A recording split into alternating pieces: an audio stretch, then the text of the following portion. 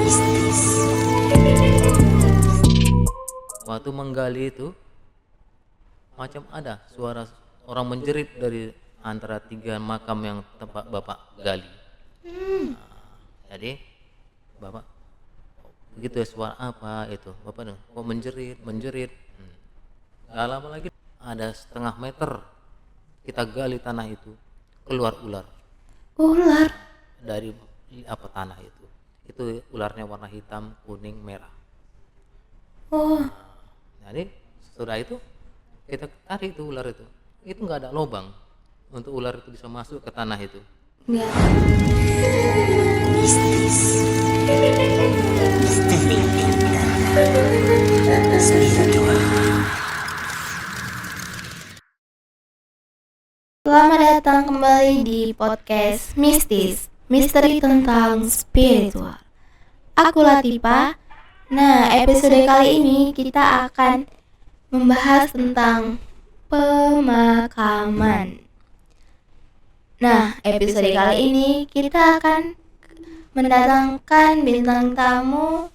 Ia adalah seorang bapak penjaga pemakaman di daerah Bilal di Desa Amal yang bernama Pak Adlan. Kalian pasti sudah penasaran kan dan ingin tahu cerita podcast kami kali ini? Jangan kemana-mana, tetap di Mistis, misteri tentang spiritual. Mistis, misteri tentang spiritual.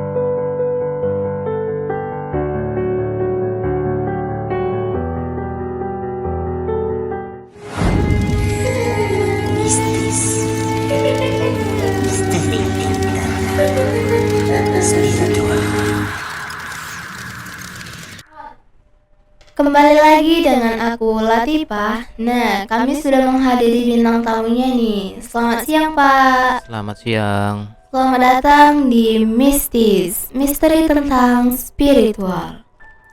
Langsung aja kita bertanya-tanya ke bapaknya ya. Dari tahun kapan Bapak berprofesi sebagai penjaga pemakaman? Dari tahun 2016. Berarti sudah cukup lumayan lama ya, Pak ya. Selama Bapak menjaga pemakaman, ada nggak pengalaman yang Bapak dapat? Pengalaman yang Bapak dapat itu bagaimana kita proses namanya fardu kifayah, dan begitu juga bagaimana untuk orang jenazah itu dimasukkan ke liang lahat dan proses untuk pemakamannya. Itu yang Bapak dapat. Nah, di dalam pengalaman yang Bapak dapat, ada nggak sih pengalaman yang kayak membuat Bapak tuh kayak pengen berhenti jadi penjaganya gitu?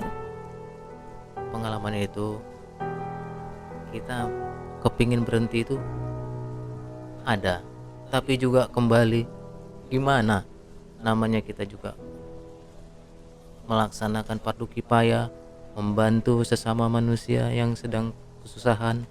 Jadi Bapak kembali lagi untuk bekerja. Berarti sempat berpikir pernah berhenti. Kalau boleh tahu ya Pak, memang setiap pemakaman itu ada penjaganya ya? Ya ada. Soalnya kan ayah saya juga kayak penjaga pemakaman gitu, cuman bantu-bantu galihnya gitu lah kan Pak. Memang sih katanya ada penjaganya. Memang di sana ada penjaganya ya Pak? Ada penjaganya. Penjaganya itu dia suka gangguin atau enggak? Ya kalau kita ada yang bagus dia tidak mengganggu, ada yang nggak bagus dia tetap mengganggu. Kalau dia mengganggu itu memang kita yang berbuat atau memang dia yang mengganggu sendiri? Dia yang mengganggu sendiri. Berarti tanpa sebab dia mengganggu. Iya. Sempet kayak pernah nggak dia mengganggu orang-orang yang kayak baru ada yang nguburin nih, terus dia tiba-tiba mengganggu gitu. Nah, itu kalaulah siang hari dia kadang-kadang mengganggu itu menunjukkan wujud di ujung di tengah makaman itu. Nah, di sana kan banyak pohon kemboja tuh. Kadang dia muncul di balik-balik pohon kemboja itu menunjukkan wujudnya. Setelah kami datangi itu tidak ada. Oh berarti waktu orang bapak menjauh dia baru ini muncul gitu. Iya. Pas orang bapak mendekat dia menghilang. Iya. Kalau dia sampai merasukin diri orang lain pernah nggak? Ada. Dia waktu itu adalah waktu ada lagi proses pemakaman. Jadi adalah jemaah, mungkin dia tuh juga pikiran kosong itu diganggunya, dirasuki. Tapi di situ kan ada ustadz, itulah yang supaya dia apa lagi gitu. Untungnya ada ustadz ya. Ada. Cukup menyeramkan ya Iya. penjaganya. Tanpa diganggu dia mengganggu loh. Saya masih ingin bertanya-tanya ke bapak nih, masih banyak pengalaman-pengalaman yang ingin saya tanyakan. Tapi sebelum itu kita jeda dulu sebentar, jangan kemana-mana, tetap di Mistis, misteri tentang spiritual. Mistis, misteri tentang spiritual. Mistis, misteri tentang spiritual.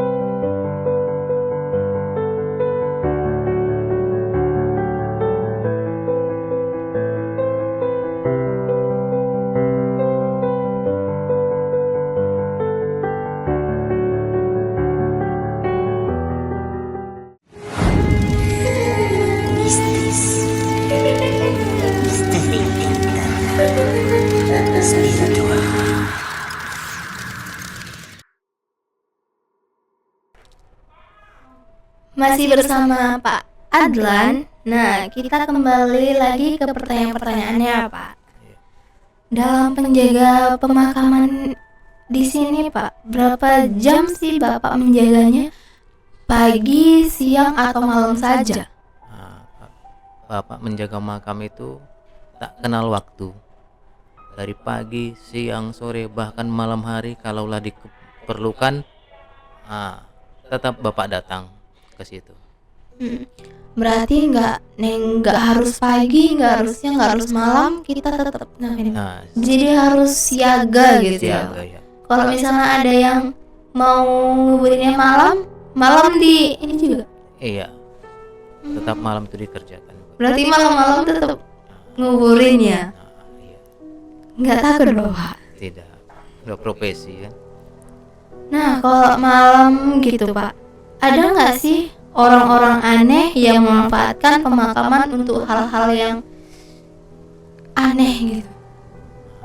Kalau malam itu adalah pernah itu kejadian, ya kan? Bapak pas ke makam, melihat ada gelagat orang yang tidak baik ke makaman itu. Macam-macam membawa kayak macam dupa-dupa gitu kan ke tengah makam. Jadi bapak datang. Bapak tanya, apa maksud dan tujuan bapak itu membawa dupa-dupa gitu. Dia menjawab, untuk begini banyaklah. Jadi tetap bapak larang untuk kayak gitu. Bapak cuma bilang, kita pak percaya akan kekuasaan Allah aja. Setelah dilarang itu orang itu masih mau datang nggak secara diam-diam gitu? Nah, bapak itu kan setelah itu ada juga sudah bapak usir gitu dengan halus, ya paginya ataupun bapak kan kembali ke rumah itu. Nah, dia datang lagi menaruhkan dupa-dupa itu. Nah, setelah bapak datang pagi, bapak lihat masih ada dupa itu, bapak buang dupa-dupa itu. Berarti tetap mau ngotot naruh gitu ya Pak? Oh iya Pak, kan biasanya ada tuh kan setelah 7 hari pemakaman ada yang namanya siksa kubur. Pernah nggak sih Bapak atau teman-teman Bapak yang lain pas lagi menjaga atau mau gali kuburan mendengar saut-sautan suara siksa kubur itu? Ada. Waktu apa? Pak, pada sore hari adalah seorang ibu-ibu dikebumikan. Jadi waktu menggali itu macam ada suara orang menjerit dari antara 3 makam yang tempat bapak gali. Nah, jadi bapak begitu ya, suara apa itu? Bapak kok menjerit.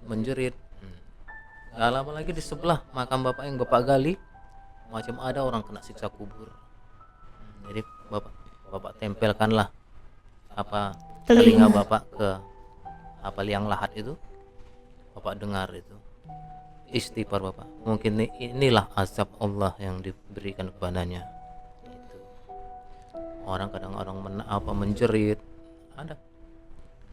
Kalau nguburnya itu setiap hari ada ya? Kalau masalah tiap hari ada itu ada pasti. Lantaran itu mencakup panjang itu kan wilayah bapak yang bapak jaga itu. Nah, berapa lingkungan dia ke situ ataupun dari orang luar masuk ke situ. Berarti orang luar juga ada yang makan di situ ya? Pernah nggak sih Bapak kejadian dalam mengantar jenazah atau pada saat dikuburkan ada hal-hal aneh gitu, yang kuburannya sempit lah, entah kuburannya becek, tiba-tiba basah? Ada. Itulah namanya kita juga kadang-kadang orang tidak percaya akan hal-hal kayak begitu. Setelah bapak jalani itu namanya waktu menggali makam itu tidak sembarangan untuk menggali liang lahat itu. Semua itu perlu namanya tuh keikhlasan. Nah, kalau kata ikhlas, insya Allah liang itu cepat. Tapi kok kita mengeluh, makin sulit itu. Macam air, kita bilang banyaklah, banyak kali air itu, makin tak terbendung. Kalau lah kita ikhlas, insya Allah air itu dengan sendirinya akan berhenti. Kalau misalnya kuburannya kekecilan tuh Pak, pernah nggak? Itu masalah kekecilan itu yang ada bapak alami kurang panjang. Nah, kita ukur itu jenazah, oh my gitu kan, segini, kami koreklah liang lahat segitu. Setelah sampai di pemakaman, jenazah itu masih berkurang. Masih kurang panjang juga. Masih kurang panjang lagi. Bapak gali lagi, tetap kurang panjang lagi. Setinggi apa ya ini orang? Nah, itu waktu hari itu diukur sama bapak itu, tinggi jenazah itu sekitar hampir 2 meter. Wih, tinggi banget ya. 2 meter lebih. Setelah sampai jenazah itu lebih dari 2 meter. Lebih begitu. Jadi terakhir minta namanya apa kan? Adalah namanya di situ namanya Bilal jenazah. Itulah gimana Pak kayak begini. Ya, semana dikasih tahu lah aba-aba sama Bilal jenazah itu untuk semana dia masuk ke liang lahat itu. Berarti orang bapak itu udah menggali sesuai ukuran tapi masih kurang. Nah, iya. Bahkan kadang-kadang ada tuh cerita-cerita macam-macam orang tua dulu cerita begini-begini, memang betul adanya itu. Ada lah ya kan ajak sebelum dikubur ya. Padahal udah panjang banget ya digali dari ini masih kurang juga. Ada juga Bapak pernah namanya pengalaman waktu hari itu menggali yang dikebumikan jam 2 pagi. Wih, jam 2 pagi. Itu lagi hujan rintik itu. Deras hujannya itu, gerimis deras. Jadi itu dengan apa? Badan udah basah, celana udah basah semua lah untuk menggali itu. Jadi Bapak balik, udah selesai mengorek liang lahat. Bapak ke sumur. Nah, mencuci. Itulah namanya ada di gudang tempat penyimpan barang. Macam ada besi digoyang, gerubak katanya. Istighfar Bapak untuk itu gitu. Itulah memang kenyataan yang Bapak dapat di situ. Jam 2 pagi pun menerima pemakaman, Pak. Iya. Biasa kalau misalnya orang yang dikebumikannya malam itu kenapa, Pak? Ini kadang namanya juga dia dari luar kota. Nah, mungkin waktu masuknya ke tempat itu sampainya jam 2 pagi, makan jam 2 pagi juga lah dia dikebumikan. Berarti orang Bapak dikabarin untuk gali jam sekian gitu. Iya. Kalau misalnya nguburin jam-jam segitu, hal-hal yang ini kan biasanya kalau misalnya hal-hal gaib itu dari jam 12 sampai jam 3 ya Pak ya. Iya. Itu ada nggak yang hirau-hirau gitu? Ada, macam kita tetap waktu kita menggali itu macam ada bayang kelebat bayangan gitu, tetap ada mengelilingi kita gitu, mengganggu gitu. Gimana kita supaya apa takut kita gitu untuk melaksanakannya itu gitu.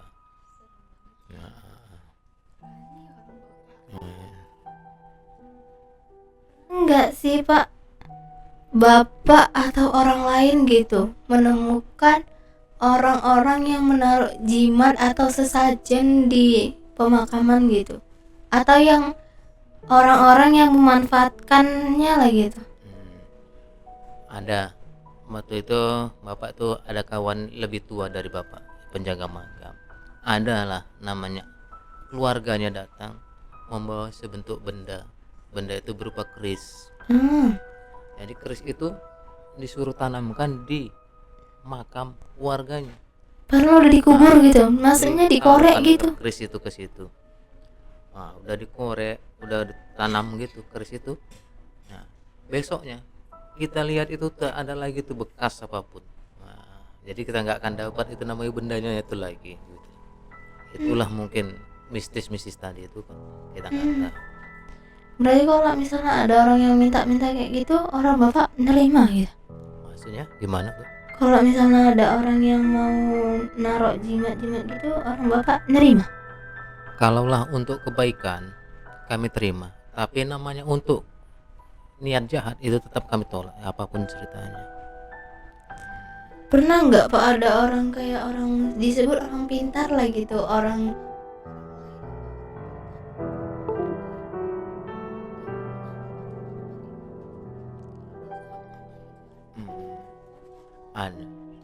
ada itulah waktu hari itu. Jadi mau istilahnya baru namanya anak gadis, mau kayak gitu tetap anak gadis itu pemakamannya itu.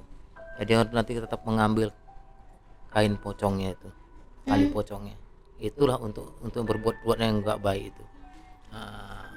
biasa kalau misalnya yang ngambil-ngambil gitu bekas galiannya nampak.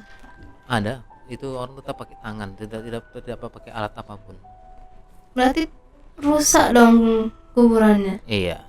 Kalau kuburannya yang udah pakai, kan biasa kayak sekarang tuh banyak yang udah pakai rumah gitu kan Pak. Itu kalau misalnya digali, rumahnya rusak dong Pak. Tidak, itu kan ada namanya sekarang itu rumahnya itu dibentuk bongkar pasang istilahnya gitu. Jadi kalau kita mau tetap mau digali begitu di situ kita bongkar, nanti kan dirapi, nanti udah selesai pasang lagi. Oh berarti ada yang bongkar pasang. Jadi kalau misalnya ada orang yang kayak berbuat aneh nggak nampak lah gitu ya Pak. Ya, iya. Menurut Bapak nih, Bapak percaya nggak sih, atau Bapak setuju nggak orang-orang melakukan hal-hal seperti itu? Iya. Kalau namanya untuk begitu Bapak tetap tidak setuju. Namanya juga untuk kebaikan. Minta aja kepada Allah. Kalau minta begitu namanya itu minta kepada setan. Kalau kita minta kepada Allah, mudah-mudahan dengan keikhlasan hati pasti kita akan diberi. Tapi kalau namanya begitu, itu setan. Nah, bakal kita sesat di belakang hari. Keluarga Bapak ada nggak yang seperti itu? Bagaimana? Keluarga Bapak gitu ada nggak yang seperti itu? Tidak. Insya Allah Alhamdulillah nggak ada ya Pak. ada. Inilah cerita begini lagi, Bapak ada cerita. Adalah Bapak nggak mau menyebutkan siapa inisialnya. Iya, Dia seorang pengusaha. pengusaha besar. Nah, pengusaha banyak itu maju usahanya itu. Dia meninggal dunia. Waktu mau menggali makamnya itu ada 1/2 meter kita gali tanah itu, keluar ular Ular. dari tanah itu ularnya warna hitam, kuning, merah. Oh, Jadi setelah itu kita tarik itu ular itu nggak ada lubang untuk ular itu bisa masuk ke tanah itu, nggak ada lubang ularnya gitu. tapi bisa muncul ular itu di dalam tanah. Terus tuh ularnya gimana Pak? Nah, kita tiba-tiba kita udah berjalan dia gini, kita diamin masuk macam ada selah lubang, udah hilang dia. Itulah namanya orang memakai pesugihan. Oh, itulah balasannya ya Pak. Jadi yang namanya begitu tuh pasti ada sampai sekarang. Menurut Bapak hal-hal seperti itu masuk akal nggak? Nah, sebelum Bapak ini menjawab, kita jeda ya setelah yang ini. Mistis. Misteri interna. Spiritual.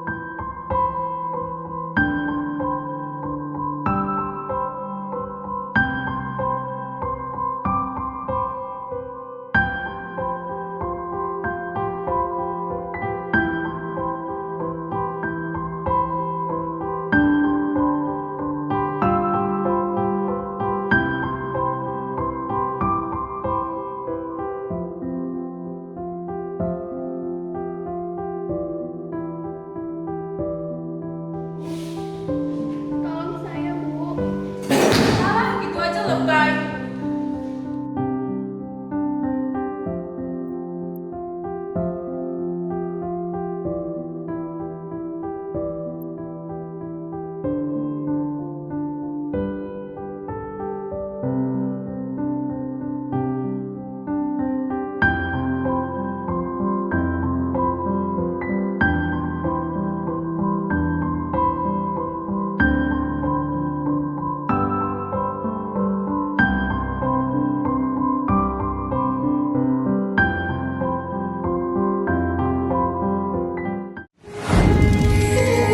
Mistis.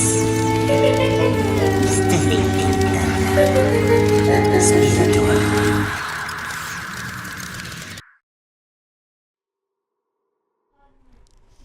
Kembali lagi bersama Pak Adlan. Nah, seperti yang ditanyakan tadi Pak, Latifah kan bertanya, Bapak percaya nggak nih sama hal-hal seperti itu? Atau masuk akal nggak di pikiran Bapak hal-hal yang seperti itu? Ya, masalah itu tidak percaya namanya juga apa, tapi juga kadang-kadang kita tidak percaya, kadang-kadang itu pada juga nyata. Nggak percaya tapi biasa nyata gitu ya Pak? Nampak kita lihat gitu ya. Selama Bapak jadi pengalaman Bapak jadi penggali kubur itu kadang-kadang kita tuh nggak percaya begitu, tahayul tuh, tapi memang ada gitu. Yang nyata Itulah, kan. ada. Itulah namanya di pemakaman itu kan. Kayak biasa orang bilang, alah nggak mungkin mitos itu, tapi nyatanya Ada. terjadi gitu. Iya, Makanya kayak agak bingung gitu mau dibilang mitos Iya. tapi nyata. nyata. Tapi juga nggak boleh terlalu percaya kali ya Pak. Iya, Ada nggak sih Pak pemakaman yang kayak ditimpa-timpa gitu? ada.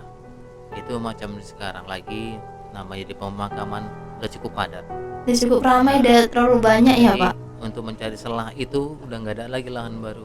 Jadi umpama adalah keluarga kepingin meninggal, umpamanya ada keluarga menimpa keluarga itu, prosesinya itu ya kita gali makam keluarga itu. Jadi yang dibawanya itu bagaimana Pak? Ada itu tetap ada. Itu yang bapak apa, itu tulang belulang. Di dalam Berarti kain kafan itu lah tulang belulang itu. udah Jadi kopong namanya- gitu Pak. Nah, Udah kopong gitu. ada kopong. Itu bapak belum pernah menemukan yang jasadnya utuh, tidak. Tapi namanya tulang belulang, megangnya pun udah. Jadi adalah keluarganya datang, Pak, ada nggak Pak kira-kira dalam kain kapan itu tulang keluarga kami lagi? Coba tunjukkan. Ya bapak buka tulang. Boleh kapan. dibuka itu. Tapi tidak boleh Dinaikkan lah, nggak Nah, boleh. kan kalau kita naikkan ke atas lagi itu tetap kita harus fardu kifayah lagi. Berarti kalau misalnya udah diangkat dari kuburnya, disolati lagi lah ya. Iya. Kan biasa di makamnya itu kan ada batasan kayunya Pak. Itu diangkat kayunya. Atau kan untuk nutupin kan mayatnya di bawah. Terus di atas mayatnya kan ada kayunya, baru di pasir tanahnya kan. Itu kayunya masih ada. hancur Hancur. kayunya. Berarti kayunya hancur, tanahnya langsung menimpa jenazah. Kalau misalnya yang nimpa-nimpa itu Pak, dia ukurannya kan ada ukurannya, ngegali ke dalam kan Pak. Itu sama nggak ukurannya? Kalau lah untuk menimpa pasti udah nggak sama. Nanti di bawah tetap udah ada. Udah Apalagi ada. namanya kami tempat pemakaman Krakatau udah cukup padat. Jadi kalau lah dulu masih agak lapang, dia bisa dipinggirkan kayaknya. Iya, Ditaruh, agak berbaris di belakang. gitu ya. Tapi sekarang udah tidak bisa. Nah kan kalau lah dia menimpa, dia tetap di atasnya aja. Nah, kalau lah kita pijak tuh tetap kita macam meja apa tuh, busa apa cuman itu, injek gitu. Nanti di bawahnya itu jenazah. Biasa kalau ini timpa-timpa gitu jenazahnya udah cukup lumayan lama meninggalnya ya Pak. Macam di Krakatau itu kami bisa menggali di atas 10 tahun. Kalau misalnya yang baru kayak baru sebulan atau 2 bulan meninggal itu bisa langsung ditimpa nggak? Nah, Nggak bisa ya? Tidak bisa. Antara itu jenazah Karena masih basah gitu. masih basah, masih utuh dia itu. Berarti belum bisa ditimpa. Belum bisa. Paling lama pemakaman di situ berapa tahun Pak? Itu udah Bapak lihat. Ada satu patok kuburan yang cukup lama, udah ada tahun 1928. Berarti udah hancur lah ya kuburannya. Udah, tapi patoknya tegak ya, masih utuh gitu. Oh, masih utuh, masih tegak. Iya. Harapan Bapak apa untuk pemakaman-pemakaman yang ada di sini? Ya harapannya kami menggali kubur ini kepingin ada lahan baru, ada tempat yang baru untuk kami bisa menata gimana. Udah cukup padat pemakaman tempat kami. Nah, harapannya adalah dikasih pemerintah itu lahan, Tanah untuk- kosong lagi tanah tuh untuk kosong untuk pemakaman tempat ya. pemakaman. Itulah harapan kami. Karena pemakamannya udah cukup penuh ya Pak. Iya. Pesan Bapak buat manusia-manusia seperti kita yang masih hidup di dunia dalam memaknai arti kehidupan itu apa Pak?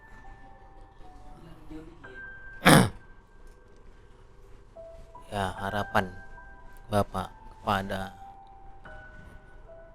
kita yang masih hidup ini, banyaklah kita beribadah.